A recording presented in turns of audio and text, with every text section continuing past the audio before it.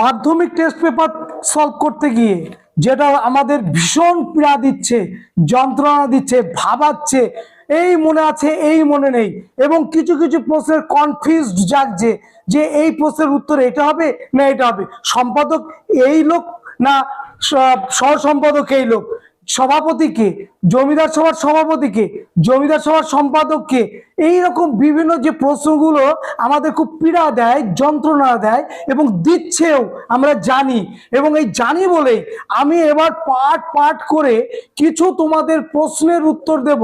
আজকেও যেমন দেব বেশ কিছু প্রশ্ন, যে প্রশ্নগুলো কিন্তু সত্যিই আমাদের কাছে খুব ঝামেলা তৈরি করে এবং পরিষ্কার উত্তর মানে গুলিয়ে যায়, যার জন্য আমরা কিন্তু বিড়ম্বনায় পড়ি।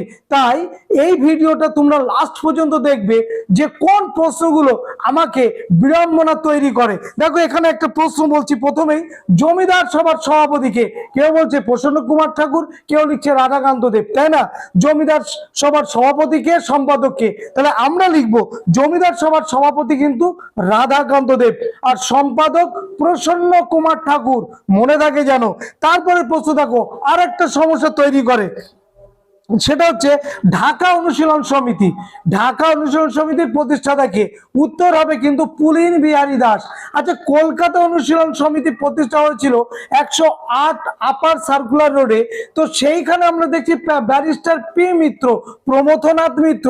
আবার দেখছি যে এই কলকাতায় অনুশীলন সমিতি প্রতিষ্ঠা করেছিলেন যিনি, তিনি হলেন সতীশ চন্দ্র বসু। তাহলে আমরা কি লিখবো স্যার, কোনটা উত্তর হবে? বাংলাতে ঢাকাতে নয় বুঝে গেলাম পুলিন বিহারী দাস হবে, কিন্তু কলকাতাতে কে হবে? আমরা লিখবো কলকাতায় প্রতিষ্ঠাতা সতীশ চন্দ্র বসু, এটা আমরা লিখবো। নেক্সট হচ্ছে প্রাচ্যের ইটন। প্রাচ্যের ইটন কোন কলেজকে বলা হয়? হিন্দু কলেজকে। সমস্যা তৈরি করে, ভীষণ সমস্যা তৈরি করে। স্ত্রী বিধায়ক যে বইটি, স্ত্রী শিক্ষা বিধায়ক গ্রন্থটি রচনা করেছিলেন কে? সমস্যা তৈরি করে, রচনা করেছিলেন রাধাকান্ত দেব। আর এই বইটি যিনি প্রকাশ করেছিলেন তার নাম হচ্ছে গৌরমোহন আড্ড, মনে থাকে যেন। এটা 1822 সালে গৌরমোহন আড্ড স্ত্রী শিক্ষা বিধায়ক এইটা প্রকাশ করেছিলেন। তাহলে লিখেছিলেন কে? রাধাকান্ত দেব, রাজা রাধাকান্ত দেব। সমস্যা তৈরি করে। দেখো আরেকটা সমস্যা, হিন্দু মেলার প্রথম সম্পাদককে? গণেন্দ্রনাথ ঠাকুর। হিন্দু মেলার সহ সম্পাদককে? নবগোপাল মিত্র। আবার এই প্রশ্নটাই বিভিন্ন জায়গায় আমরা, তাহলে রাজনারায়ণ বসুকে, তাহলে রাজনারায়ণ বসু হবে হিন্দু মেলার রূপকার বা হিন্দু মেলার প্রাণ পুরুষ রাজনারায়ণ বসু। এই ধরনের প্রশ্নগুলো আমাদের খুব সমস্যা তৈরি করছে এবং বিভিন্ন টেস্ট পেপারে আমরা দেখছি এই প্রশ্নগুলো নিয়ে আমাদের কালঘাম ছুটে যাচ্ছে, তাই তো? তো এবার থেকে এই পার্ট 1 পার্ট 2 করে যে ভিডিওগুলো দেওয়া হবে তোমরা শুধু দেখতে থাকো। আচ্ছা, তারপরে গ্র্যান্ডফাদার অফ ইন্ডিয়ান ন্যাশনালিজম কাকে বলা হয়? Grandfather of the Indian nationalism কাকে বলা হয়? উত্তরে আসছে কিন্তু রাজনারায়ণ বসু।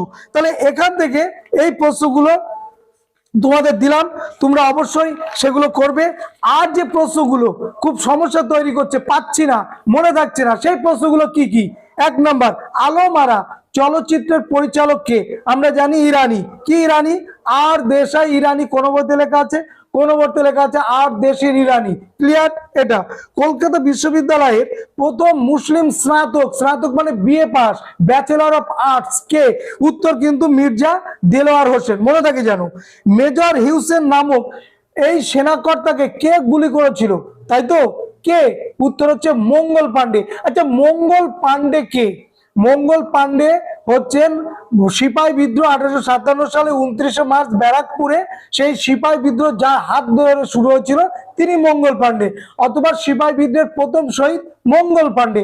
আবারও বলা যায় মহারাষ্ট্রের চিত পাবন ব্রাহ্মণ পরিবারের সন্তান মঙ্গল পান্ডে, যে 1857 সালে ব্যারাকপুর সেনা ছাউনির 34 নং রেজিমেন্টের সেনা ছিল এবং যিনি হিউসেনকে গুলি করে তিনি মহাবিদ্রোহ বা সিপাহী বিদ্রোহ বাংলা থেকে শুরু করেছিলেন।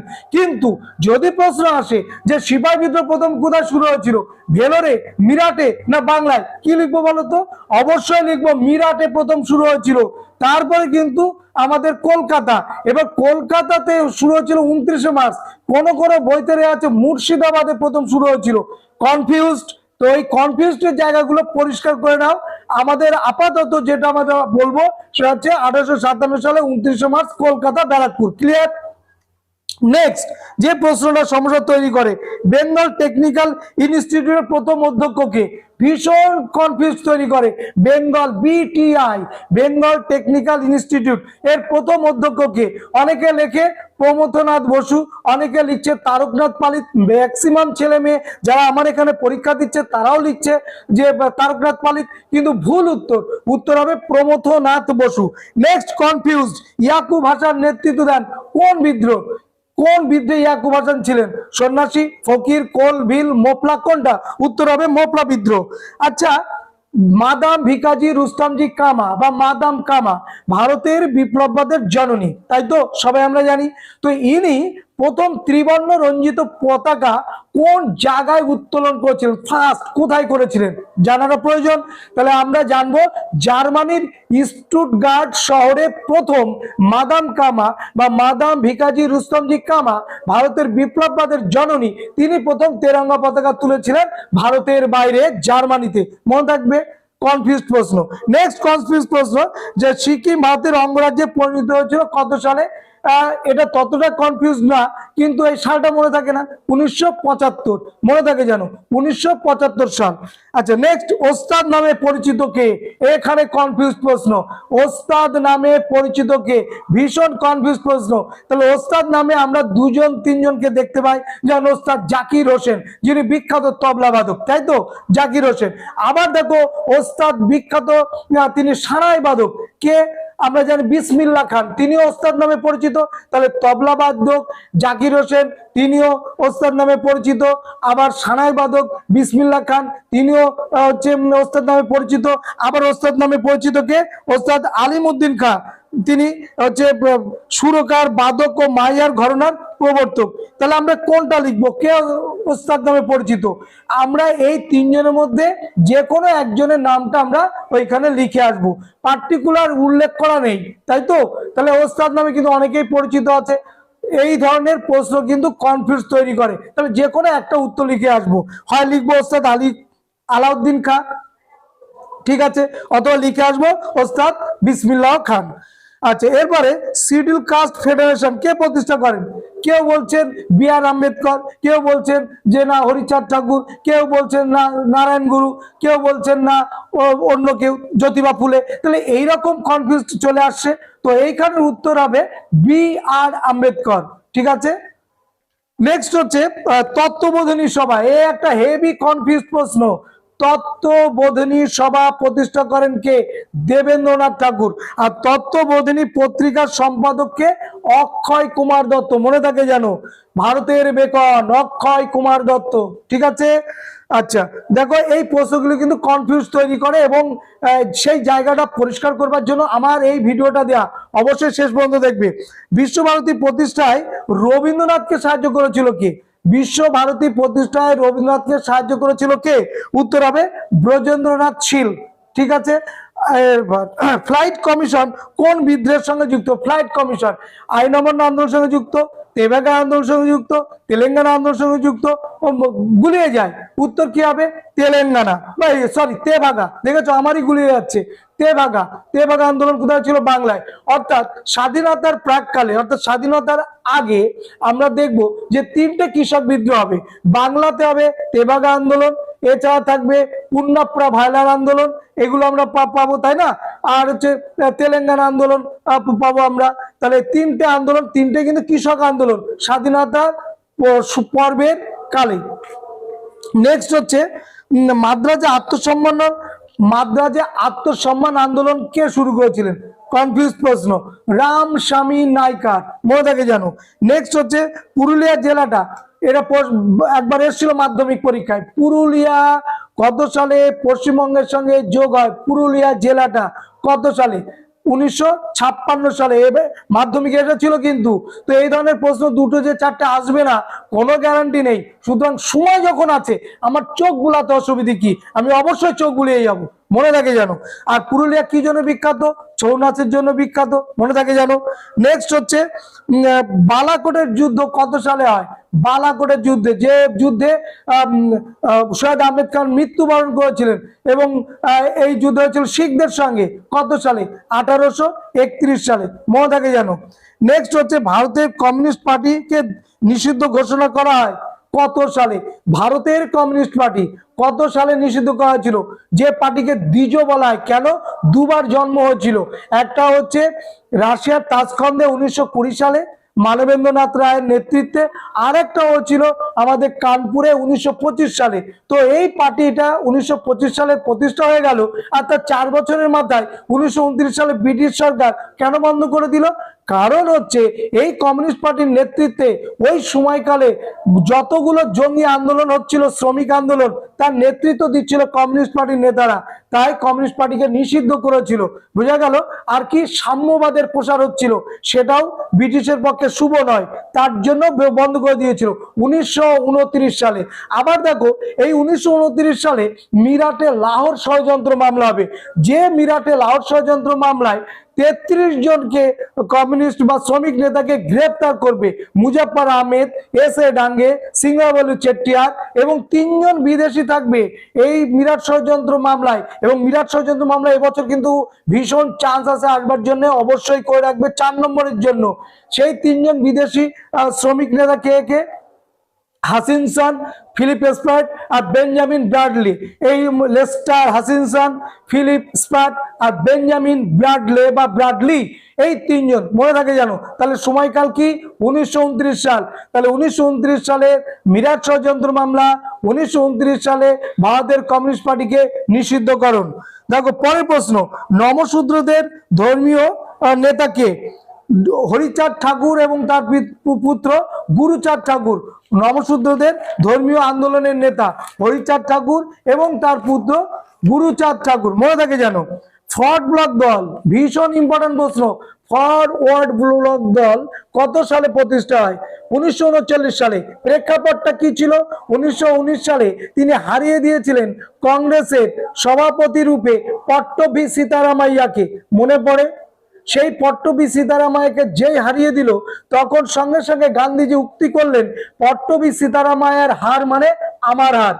এই কথা শোনার পর নেতাজিও পাল্টা উক্তি দিয়েছিলেন, আমি ভারতের প্রধানতম ব্যক্তির সমর্থন হারিয়েছি, সুতরাং এই পদে থাকার আমার কোনো যোগ্যতা বা অধিকার নেই। এবং শুধু তাই নয়, খুব ক্ষোভের সঙ্গে তিনি এই কথা বলেছিলেন বটে, কিন্তু ভেতরে আরো অন্যান্য বিষয়গুলো কাজ করেছিল।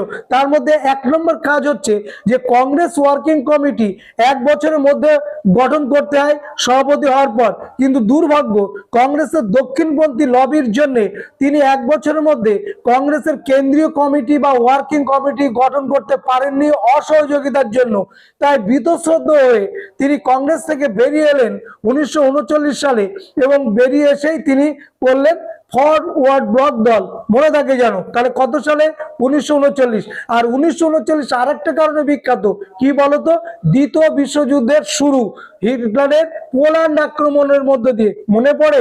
ক্লাস 9-এ পড়ে এসেছিলে, দ্বিতীয় বিশ্বযুদ্ধের কারণ পড়ে এসেছিলে, তার প্রত্যক্ষ কারণ ছিল হিটলারের পোল্যান্ড আক্রমণ 1939 সাল। ঠিক আছে, মনে করে দেখো। নেক্সট প্রশ্ন, যে ঐতিহাসিক আর.জি. প্রধানের মতে ভারতের জাতীয়তাবাদের জনকে? আর.জি. প্রধান ঐতিহাসিক, তিনি কাকে ভারতের জাতীয়তাবাদের জনক বলছেন? কনফিউজ প্রশ্ন। স্বামী বিবেকানন্দ হবে, না ঋষি বঙ্কিমচন্দ্র বা সাহিত্য সম্রাট বঙ্কিমচন্দ্র হবে, কে হবে, না রাজা রামমোহন হবে? 3 জনই তো ভীষণ বড় মাপের, তাই না? তাহলে এখানে আর.জি. প্রধান যাকে বলেছেন তিনি হচ্ছেন স্বামী বিবেকানন্দ। নেক্সট হচ্ছে হিমালয়ের উচ্চতা প্রথম কে মেপেছিলেন? মনে থাকে না। হিমালয়ের উচ্চতা প্রথম কে মেপেছিলেন? মনে থাকবে না। তাহলে মনে রাখবার জন্য কি বলবো, যে ডিরোজিওর শিষ্য ছিলেন তিনি, যিনি হিমালয়ের উচ্চতা মেপেছিলেন, তার নাম হচ্ছে রাধানাথ সিকদার, মনে থাকবে। তাহলে ডিরোজিওর শিষ্য রাধানাথ সিকদার 8848 মিটার। ভূগোল বইতে কোনো কোনো বইতে এখন আবার লেখা আছে 8850 মিটার যে হিমালয়ের উচ্চতা। ঠিক আছে, তাহলে সেই উচ্চতাটা হিমালয় উঠে না উঠে এই রাধানাথ সিকদার মেপে দিয়েছিলেন। নেক্সট প্রশ্ন, জাস্টিস পার্টি গঠিত হয়েছিল কত সালে? 1916 সালে। জাস্টিস পার্টি কত সালে? 1916 সালে গঠিত হয়েছিল। দেখো নেক্সট, পরের প্রশ্ন হচ্ছে কোচবিহার পশ্চিমবঙ্গের সঙ্গে যুক্ত হয়। কোচবিহার পশ্চিমবঙ্গের সঙ্গে যুক্ত হয় কত সালে? 1950। সেই 1950, যে 1950 সালে আমরা সংবিধান আমরা চালু করেছিলাম 26শে জানুয়ারি, মনে থাকবে। তাহলে 1950। কলকাতা মাদ্রাসা প্রতিষ্ঠা হয় কত সালে? 1781। হেভি কনফিউজ প্রশ্ন, কে কত সালে কলকাতা মাদ্রাসা প্রতিষ্ঠা করেছিল? 1781 সালে। কে? হচ্ছে ওয়ারেন হেস্টিংস। পরের প্রশ্ন, হান্টার কমিশন গঠন করে কার আমলে?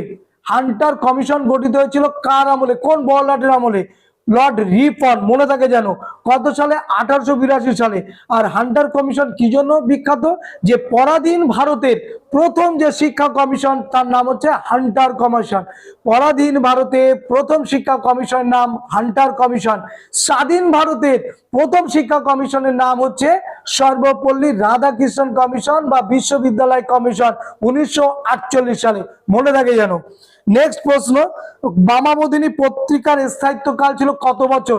বামাবোধিনী কত বছর চলেছিল? 60 বছর, 70 বছর, 80 বছর, 90 বছর, কত বছর? উত্তর হবে 60 বছর। আর এই 60 বছর মনে রাখবার জন্য মনে রাখো যে আমাদের সমস্ত সরকারি কর্মচারীদের যাদের মেয়াদকাল, চাকরির মেয়াদকাল 60 বছর, অর্থাৎ তার জীবনের যখন 60 বছর পূর্ণ হবে চাকরি থেকে অবসর নিতে হবে, মনে থাকবে। তাহলে 60 বছর আমাদের বামাবোধিনী পত্রিকার যে সময়কাল বা স্থায়িত্বকাল ছিল। নেক্সট, রুশোর সোশিয়াল কন্ট্রাক্টের সঙ্গে কোন বইটার তুলনা করা হচ্ছে? তার নাম হচ্ছে বিবেকানন্দের বর্তমান ভারত। হেভি ইম্পর্টেন্ট প্রশ্ন এবং কঠিন প্রশ্ন, যে রুশোর সোশিয়াল কন্ট্রাক্ট অর্থাৎ সামাজিক চুক্তি মতবাদ, এই বইটার সঙ্গে বিবেকানন্দের বা কোন বইটি জড়িত? উত্তর হবে বর্তমান ভারত, মনে থাকে জানো। তা বর্তমান ভারতের লেখককে স্বামী বিবেকানন্দ, তোমরা জানো। ভারতের প্রথম ইঞ্জিনিয়ারকে? ভীষণ কনফিউজ প্রশ্ন, কেউ বলছে রাজেন্দ্রলাল মুখার্জি, কেউ বলছে গোলকচন্দ্র নন্দী, কেউ অন্য কোনো নাম বলছে। উত্তর হবে গোলকচন্দ্র নন্দী, ভারতের প্রথম ইঞ্জিনিয়ার, মনে থাকে জানো। নেক্সট হচ্ছে তেলেঙ্গানার চিকাটু ডোবালু বলায় কাদের? তেলেঙ্গানার চিকাটু ডোবালু কাদের বলায়?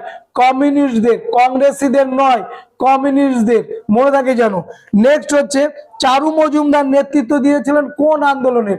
চারু মজুমদার ভীষণ জনপ্রিয় ব্যক্তিত্ব, তার লেখা অনেক বই আছে। সেই চারু মজুমদার কোন বইয়ের মানে কোন আন্দোলন নেতৃত্ব দিয়েছিল? উত্তর কিন্তু হবে তেভাগা আন্দোলনের। তাহলে এইভাবে আজকে আমি যে প্রশ্নগুলো দিলাম, এই প্রশ্নগুলো পরেও আরো অনেক প্রশ্ন আছে, সেই প্রশ্নগুলো অবশ্যই দেখতে থাকো। ভিডিওটা না বড় করে এখানেই শেষ করছি। প্রত্যেকটা পাটে পাটে এই প্রশ্নগুলো একটু লক্ষ্য রাখবে। সবাইকে ধন্যবাদ।